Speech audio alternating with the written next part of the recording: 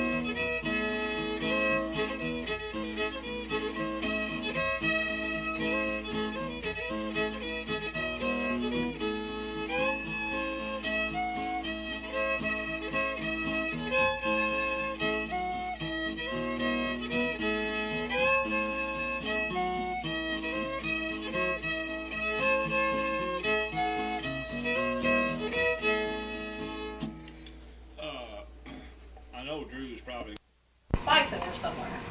So the people that returned for year after year, I felt like they needed a new program. So that's when I decided to develop the Mountain Maid story. It is a true story. She is a legend in the hills. This is the Mountain Maid, the actual true Mountain Maid. I hope you all can see this, but you can be sure and come up afterwards to see it. This is her 16 days before she burned to death. I still get goosebumps when I say that. It was a sad thing. She was very sick at this point, and you can see she probably just snipped off her hair. She was blind, and she was very wary of people at this point because the old timers told me that when they would come to, someone would come to visit, she couldn't see, and she was kind of fearful. I guess maybe her powers had kind of dwindled by then too, maybe. She just would say, "Who's there? Go away." She was tired, she was worn out, she was hurting, she was sick. And I assume, you know, she just wanted to be left alone because she probably knew her end was near. Gene Wallace came here in 1890 to the valley of the Roaring River. And if none of you have been to the Roaring River Valley, it is a beautiful, beautiful place, very scenic. The spring-fed river runs through it, Roaring River. For a lady to come to such a desolate place to homestead really intrigued me.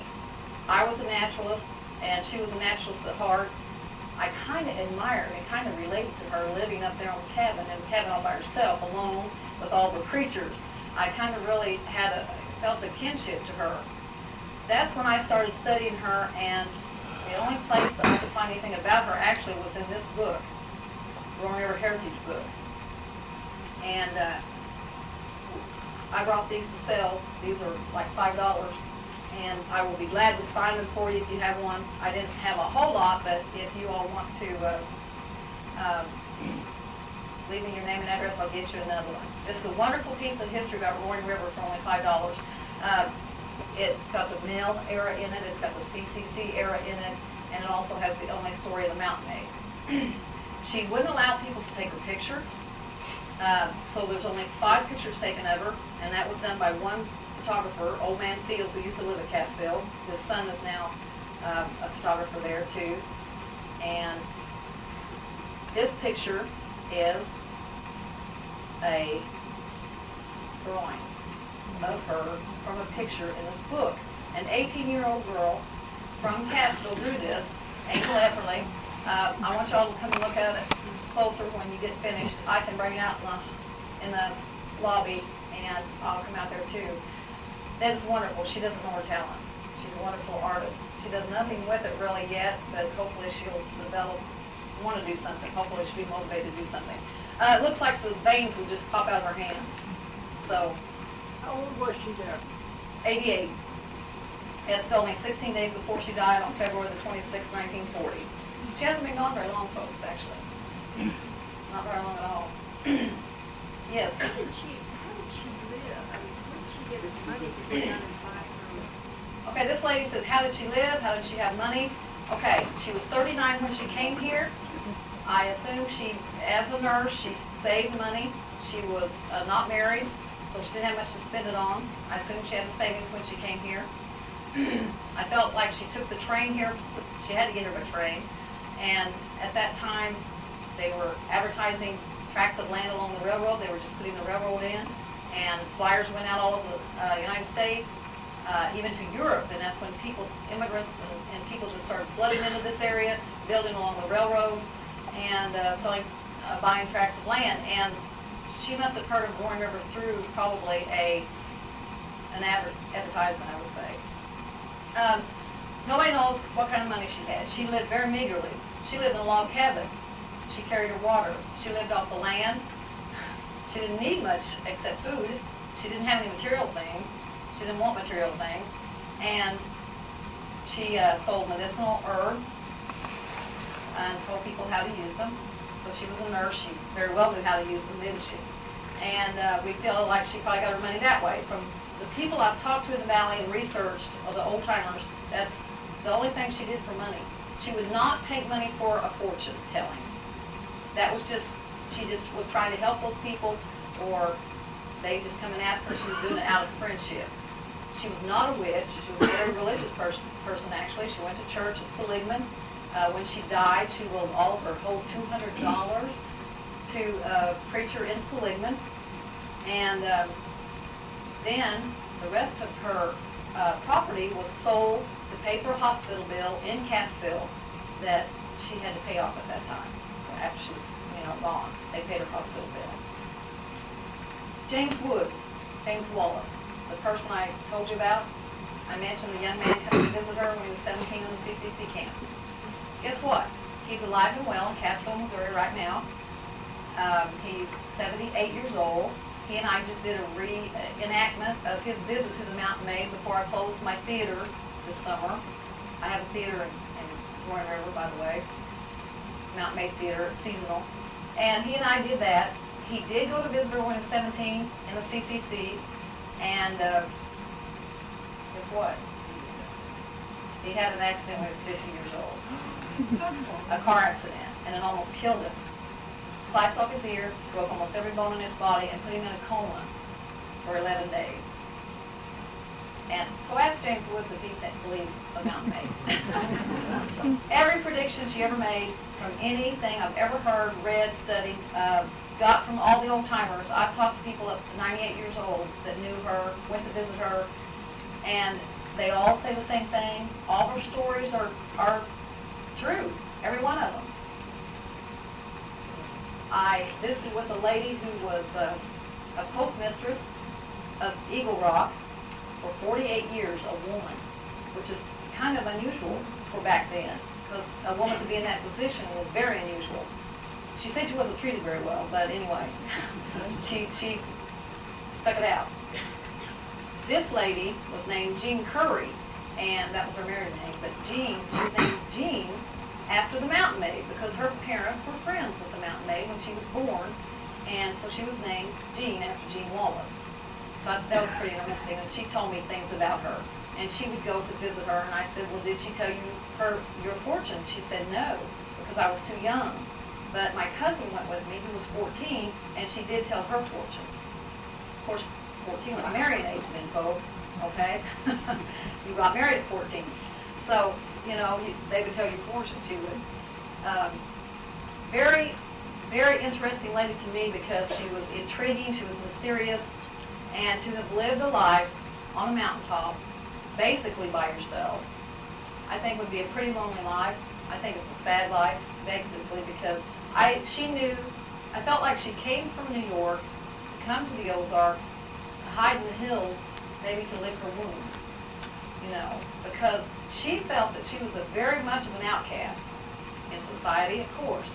Back then, you were looked upon as evil, part of the witchcraft demonology, and she felt herself really strange, really probably, maybe she didn't think she was a very nice person or a very good person.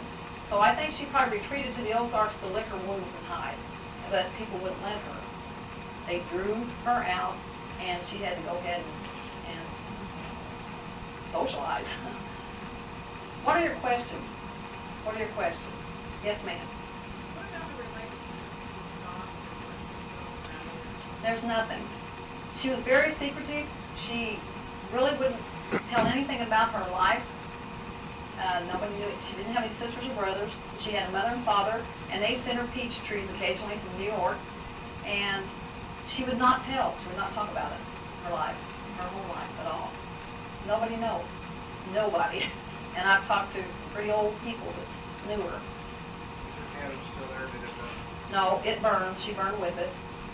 By the way, she had 2 cabins. Her first cabin was burned while she was away. She left Missouri one time, and she went back to New York to be a nurse in the war. And before she came back, she wrote to the neighbor and said, "Please go check my cabin. I feel that it's not there." And the neighbor goes, "Oh, come on, it's ridiculous." And he went to check, and sure enough, her cabin had been destroyed. Now, that was the first time, just vandalism, just somebody maybe wanted to get rid of her, maybe somebody didn't like her, you know, or maybe just prankster, maybe just kids, who knows. So she came back, they rebuilt the cabin, of course, they gave her log raising, built her cabin, and then, of course, she died in it, burned in it. Well, there's some other questions. Yes, sir. Okay, thank you for asking. I got enough, quote, guts to quit my naturalist job, which I absolutely loved. It was my life. But I felt like I needed to go on and do more things. The Mountain Maid show was getting so popular, and people kept saying, "Oh, I want to hear this." You know, they were starving for history. And I love telling people about the history of Roaring River because I'm a native Berry Countyan, and I'm a country girl. And my roots are in this area, in the Ozarks. And when you grow up on a farm, you got a lot of roots out there. And you're attached to nature, you're attached to the animals, and you love the land, and you're proud of your land. So I started doing her. Oh, bad. I started doing her, and it kept getting bigger and bigger, and I thought, wow, you know, I've always wanted to have my own place, do my own thing, be my own boss, and have my own business. So I just figured out on my own. I said, well, I can build a little theater. So I rented some land and had some guys build a little makeshift cabin that looks like hers. It doesn't have any windows in it, which hers didn't. And I have an amphitheater there and outdoor seating. It's strictly an outdoor amphitheater. So it's very seasonal, but we're having a lot of fun with it, and it's catching on. So it's at the entrance of Roaring River State Park, Highway 112. I have email, so you can email me if you like. I'm going to start the Mountain Maid with email. I'm too loud for this thing. I have a very deep voice. Anyway, the Mountain Maid had to get, a little bit civilized. I'm sorry, I do have email now. I didn't think I wanted it, but you kind of have to have it. What's your email address? Okay, I'm gonna talk to you people afterwards, okay, and we'll get all this done. Anybody that has my books, come up and I'll sign it. Any more questions? Come down to my theater. It's open May 21st, and it goes through October. Bring your friends, family, friends, come on down, we'll have a good time. You can visit the park, it's a wonderful place. There's a new Roaring River Inn now, wonderful place to eat and stay and have conventions there if you like. More questions? don't want to keep y'all too long. But the reason I developed this program mainly was to share folklore, to share the Ozark lore with generations, the young generations. We're in a land of fast-paced computer land now, and we do need those computers sometimes, and we do need those things. But I feel that if you know your roots and you love your heritage, you know where you came from, and you pass that on, and kids know their roots, I think you feel more of being, I think you know more who you are. And I want to pass that down to the kids. I want them to love where they come from, who they are, and learn about the Ozarks. Because this is a wonderful place. And it was a hard time back then. And those people went through a lot for us. They're our forefathers. And they made the pathway for us, and here we are today, whether we like it or not. But hopefully you love it. And the Ozarks are just such a wonderful place that I wanted to pass this legend on and do storytelling for those young folks especially too. So. Any of you folks, if you have grandparents, your mothers, your dads, get their stories now. Most elderly people die that are so a storehouse of knowledge. When they're gone, it's like a library burns. You know, it's gone. That history's gone. That knowledge is gone. I had the good fortune of having grandparents for a long, long time. My husband still has a grandmother that's 98. And boy, am I helping her. That poor woman, I tell you, I tape her all the time. She's got a movie camera in her face constantly. And what she has to tell me is just unreal, just fabulous. And that's going to have to get passed on because the kids that we have today are just not going to believe that stuff, you know. And it's going to be history. It is history. So get it down, write it, tape it. You'll be glad you did. I'm so glad y'all came to see me. Glad that you invited me here, and Yes, Yeah. Jim Nelson. Sure. Smith? That his name? No, Buchanan? Buchanan. Yeah, Kurt Buchanan. the mandolin picker. Yeah. Wasn't Jeff Seitz their fiddle player? Yeah. And Liz is going to go and play. She's going to play fiddle for Jim while he teaches. He's got to have a fiddle, you know, to teach guitar with. He wanted, first one, he tried to get Bill Connolly to go. Bill wouldn't go. Yeah. Well, Bill realized don't have a thing on my. Play that North Carolina. What was that? Breakdown? Yeah. Well, that's the first Whatever time he I. called it, yeah. It's the first time I've went over it for That's all right. Just 10 years.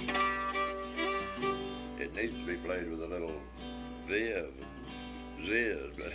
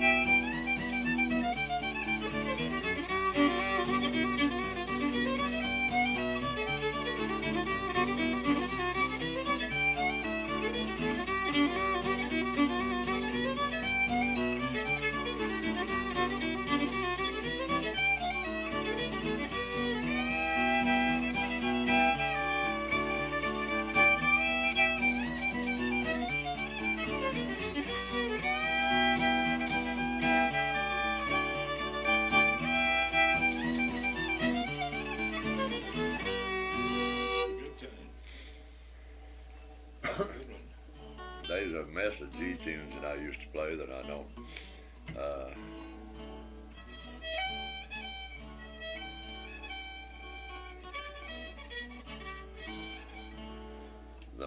I can't even play anymore. That muddy weather that Oh yeah. at least Stone King played, which was some Fred. Or something. Yeah, Fred knows what it really was. I used to play that.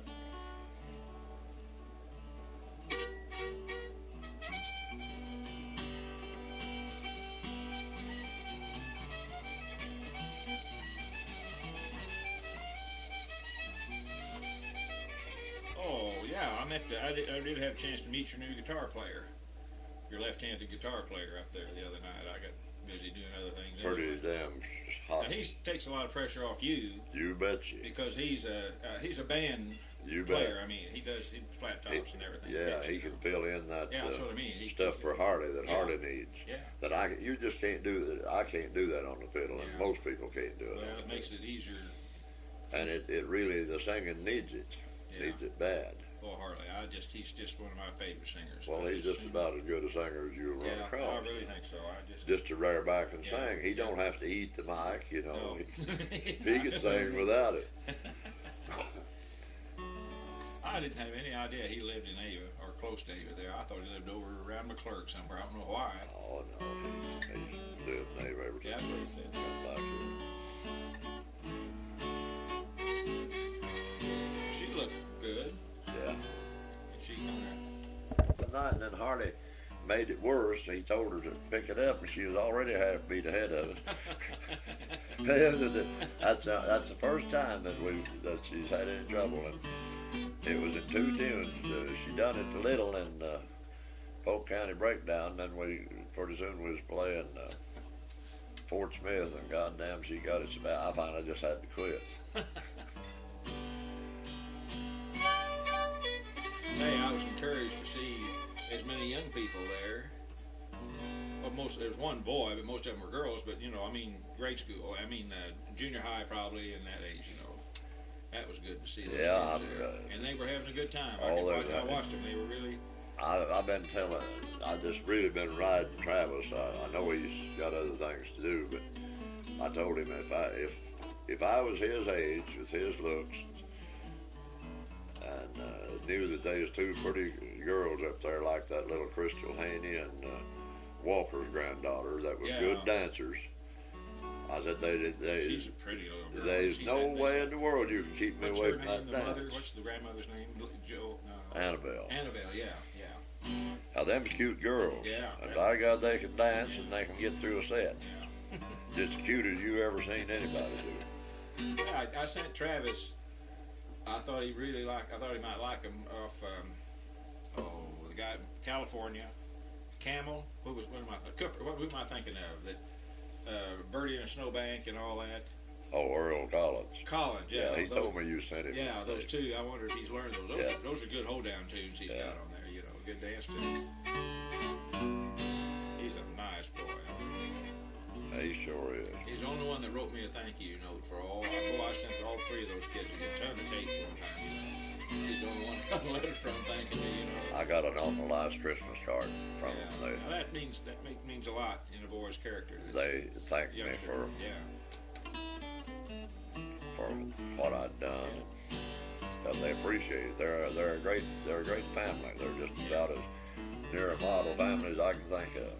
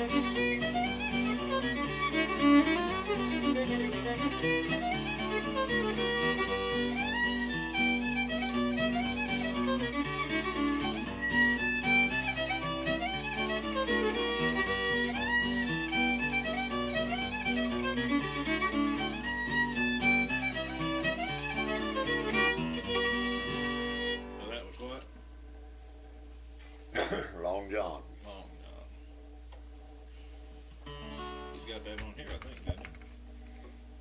I don't. Well, I don't have my glasses on anyway. I don't think so, but it may be. Oh, I did it. I put it on my computer the other night. Somebody in Mountain View was playing this. Oh, you remember the Williams family from Roland, Arkansas? The 4 children and the little boy played the bass. You know. Well, of course, that's that smallest one's about 20 years old now. But the parents got a divorce in '93. Oh, I know what I was going to tell you. Well, he's worked all these years. Yeah. He said he didn't know if he'd ever get it published or not. The reason I know that is this B.H. Tate, that music party I went to, he asked me, he said, would you happen to have the words to the West Plains Explosion?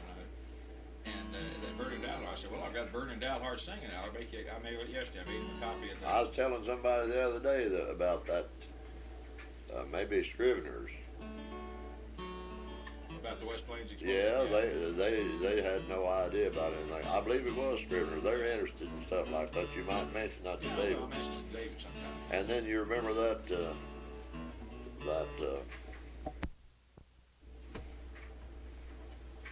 Yeah, I would definitely want to get a copy. Make a copy of that. What's it on, a 45? yeah. I can make copies of 45s. I think if I'm Look, I can make it all, 78s and 45s and all that.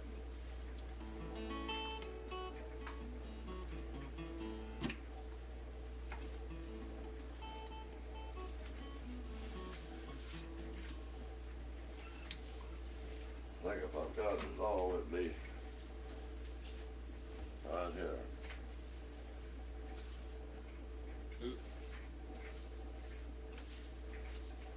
Who was the Hayden that wrote it? Was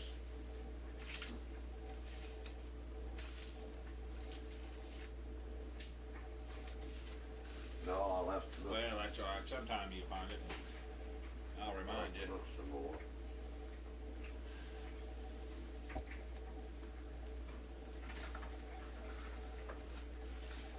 And it may have got away. I may have loaned it to somebody, you know.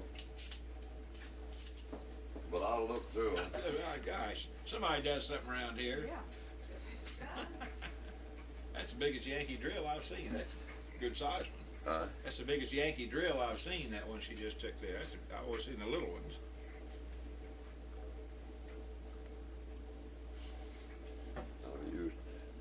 I've wore two or three of them out. Yeah, I've got a little small one. I had a small one. May still have it somewhere at one time. I introduced them to a whole cabinet shop where there was, I don't know, there was Grace Cabinet Shop. There was quite a few of us working there, and they'd never used one. And anytime you got old Hitchcock to do anything, he was doing something, you know. He bought one for everybody. And then this one nut there knew how to magnetize things, you know, with a couple of hot wires.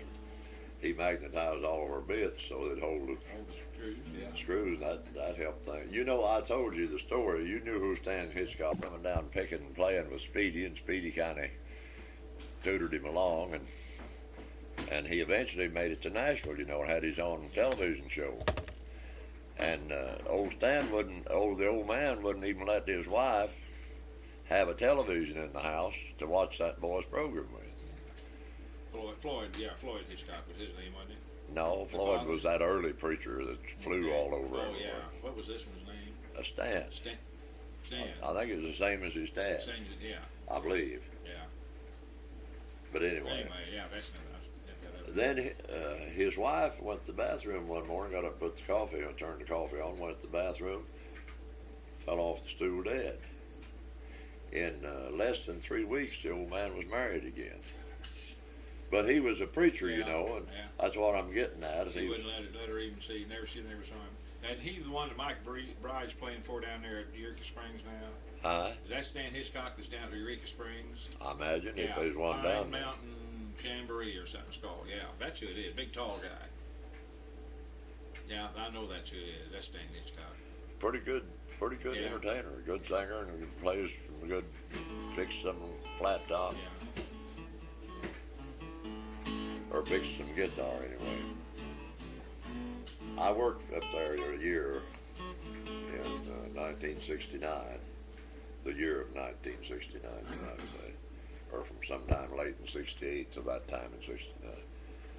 And I'd worked 7 years in a big cabinet shop in Davenport, you know. I was a layout. I knew about making patterns when you had something to make, like 100, we'd get 100 wardrobes for some hospital, and I could make the patterns we make, every one of them just the same. They didn't know anything about that. I saved the old devil a lot of money.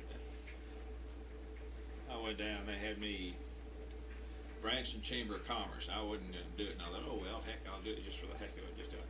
They had a British writer. I thought they said more than one, or I probably wouldn't have fooled with it. And they wanted to tell them all about Branson, and they wanted me to come tell them about the Ozark music or something. They don't anymore know, these little girls there and everything, but they were nice and all that. But their world is right in Branson. And the funny thing was, I think it caused problems, because I asked the guy, I said, well, do you know where you are? I said, do you even know what you're listening to? No, I said, well, you're a mirror of yourself, because that's who settled this country with the Scotch-Irish, you know. So you got a lot of British Isles influence here. And I told him, he got more interested in that, and more interested in that. I got to tell him about the music and the music parties and the square dances and everything. And they were trying to push Branson and all this. And let's see, the other guy there was from the Ballknockers. He's their MC. Did these Mulholland commercials. What's his name? Oh, I know who you're talking about. Yeah, he was there. He's from Shelbina, Missouri. Is he? Yeah, it's where he was originally from. Was raised up there. Still has people up there. Goes up in business all the time. And but these others, there was the Branson TV girl. They were all real nice. And let's see, then there was a couple others from the Chamber of Commerce. And there was one kid there from the Ducks, and his great grandfather was Chick Allen. And a nice kid, real nice. Remember Chick Allen? Yeah. Used to be play the bones and the old jig dancer. He used to be at Silver Dollar City, and he was early with the first Ballknockers. He was part of their group. I can remember that name, but I can't place him. He had a little museum there. Now, of course, it was way out in the country then, but now it would be on your way to Silver Dollar City. But he was pretty well known. The only time I ever went to see the Ballknockers, they was still downtown in that old skating rink or whatever. Yeah.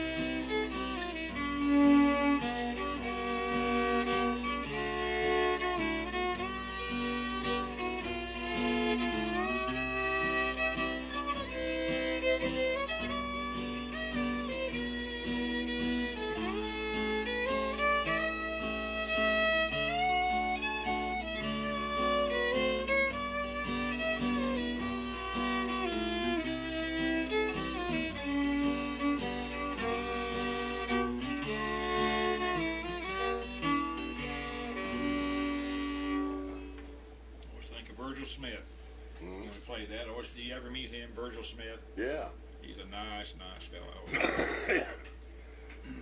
Did he play that? Yeah, that was kind of his trademark up there. Was that Mother's Waltz or Grandmother's Waltz or whatever. Mother's Waltz.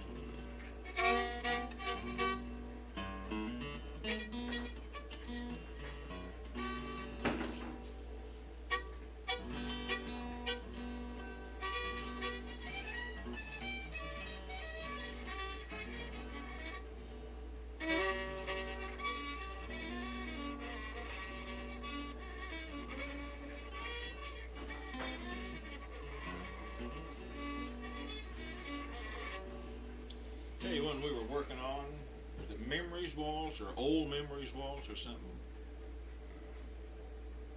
Kind of was a little crooked, not bad, but I was maybe that wasn't.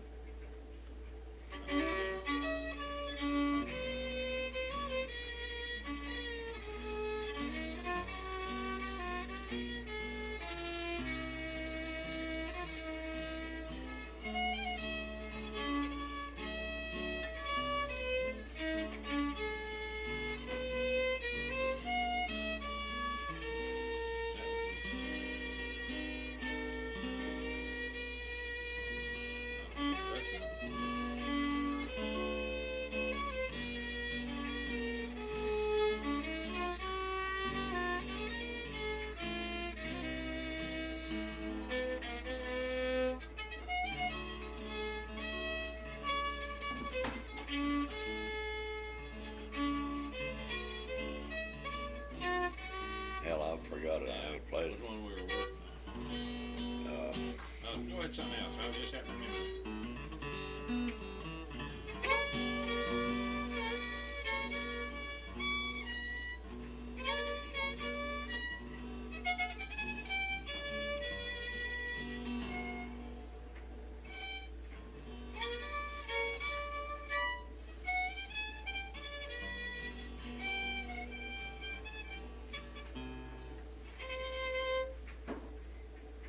I'd have to woodshed that if I was working even glad.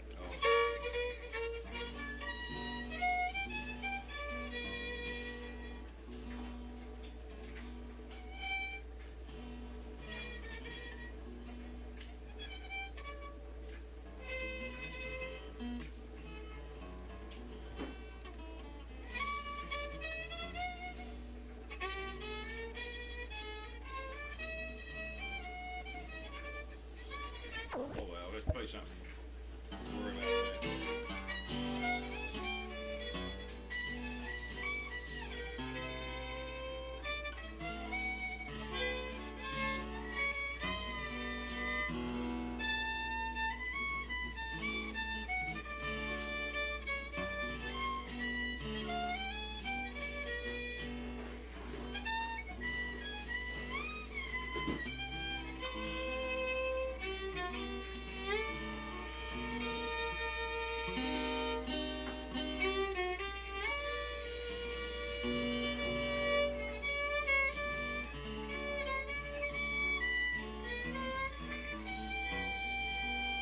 And then it's got a D part. Yeah.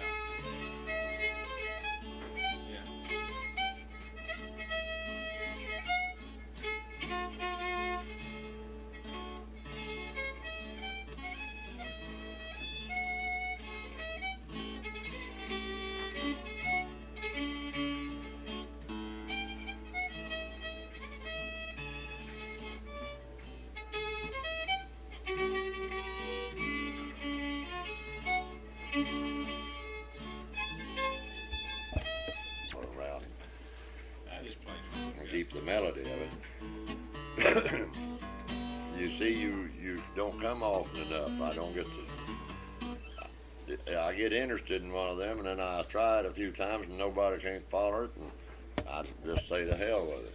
That Evan Green played that. Remember that boy from Ratcliffe, Arkansas? I don't know if you ever knew him. Nice kid. I think he all Well, Travis does a hell of a job playing. get together with Travis sometime. Travis Inman. Oh, Travis Inman, yeah. Yeah, he does a fine job playing that. Is he still around? Still got the same job? Yeah. Can't hardly believe it. Can't either. Can't either. know, Maybe play. whatever you want to play. I can't think of Am I anything. keeping time? See, I haven't played in quite a while. I haven't played at home like this. Yeah. That's- I can't ever tell in a big group, you know, whether I'm doing right or not. I'm so damn busy giving fiddle lessons usually that, Yeah. and the other days I have to do something else. Yeah. I just ain't, and I just sit on my butt and read all winter. Well, okay, that's better than hanging around some bar somewhere. Oh, I don't go. That's to what town. I keep telling Mona. I said, you should be thankful. I said, I'm not bumming around some bar somewhere.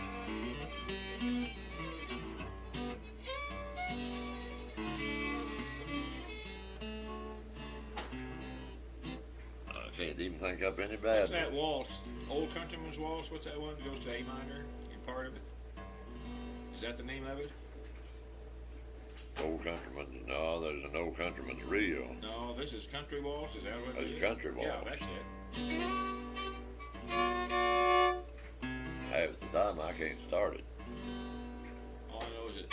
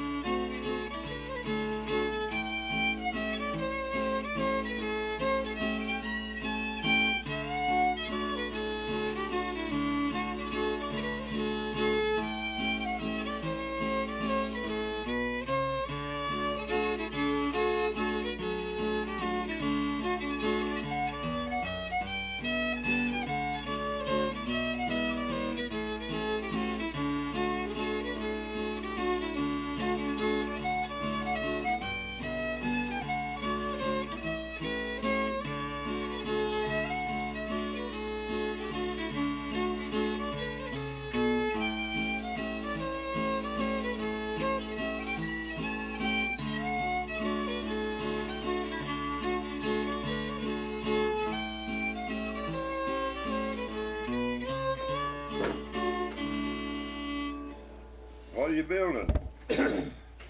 I bet you're putting up. Now on the creeks, I knew where they was at. On Yeah. the rivers. Oh well, rivers. I still feel more comfortable sidearming than I do over it. It took me years to learn to cast over. I'd go straight up and straight down, you know.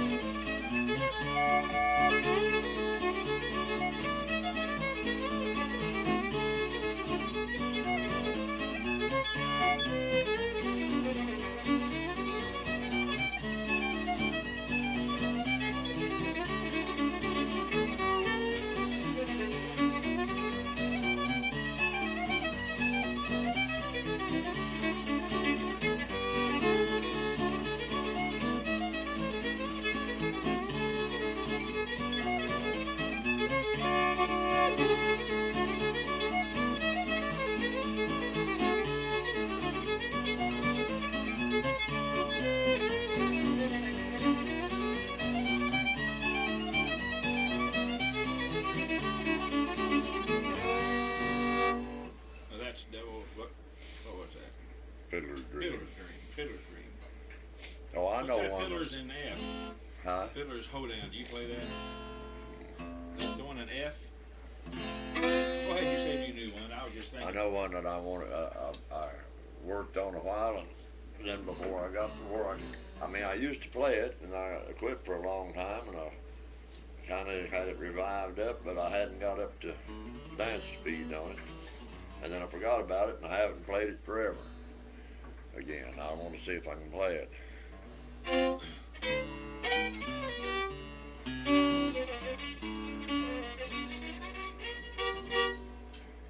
The Clarinet Polka. Oh, yeah. I like that. That's good. I'll have to fumble around with it a little bit, I imagine.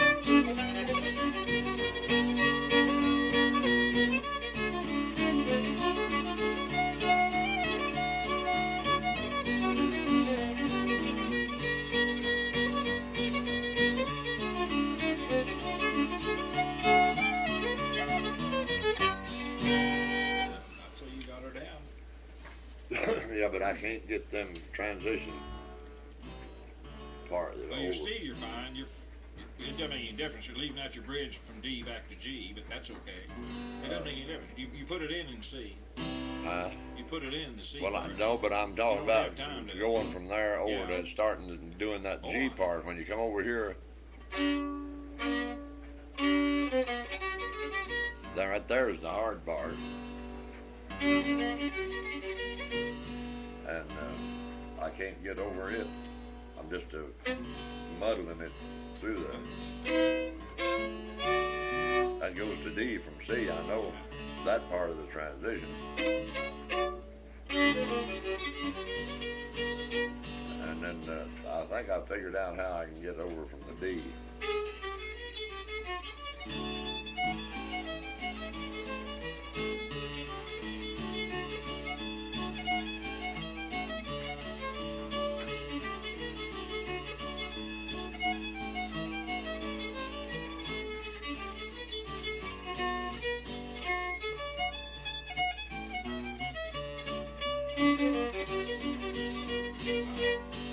That sounded fine to me. Well, what I was doing though, I was doing this part another way, ending this part another way, which had me on the wrong bow stroke, Yeah. and I couldn't get this. Yeah, just skip it. I need to hit that, be able to hit that with a.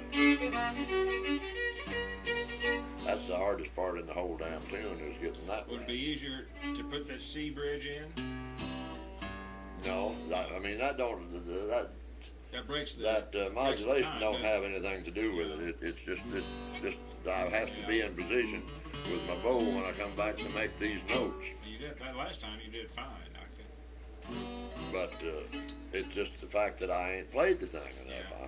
I need to play it. I'd like to get it up fast enough to play it for dance. You got to play them polkas. They like to Yeah. polka pretty That's fast, a good tune anyway. and that is a good tune. You can. You know, you're not hearing them for a while. Well, maybe it's because I haven't been going around. Maybe I hear them more west of here. But Jesse Polka, you don't hear that much anymore, and you don't hear Claire. About the only one I heard played around here very much is HK plays clarinet, but I don't hear it much anyplace else. You know.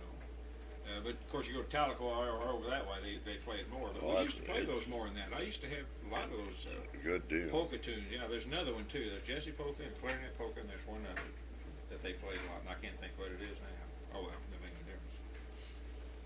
Well, I played Pennsylvania quite a bit from the That's dance. yeah. That's something I was going to tell you, and now I forgot it.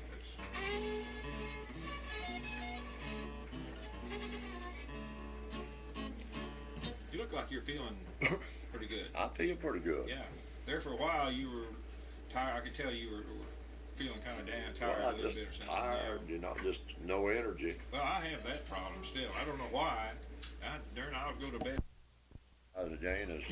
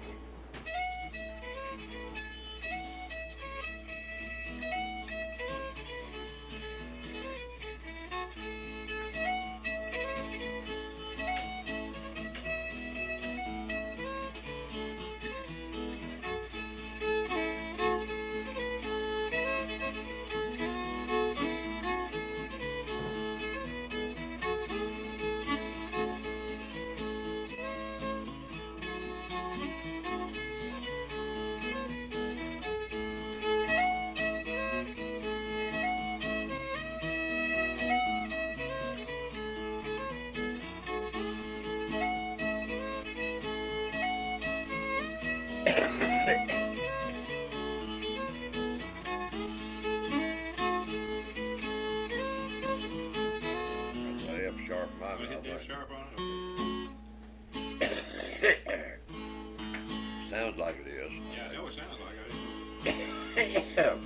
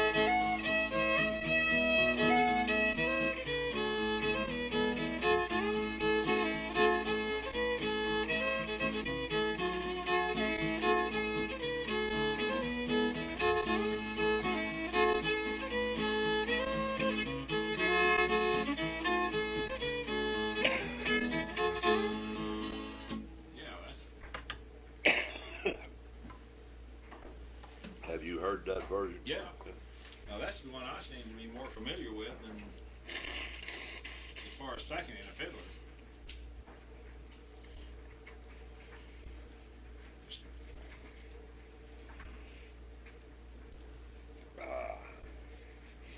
I'll see what I show on those. I don't know if I had much on them. And then there's, of course, the common one that they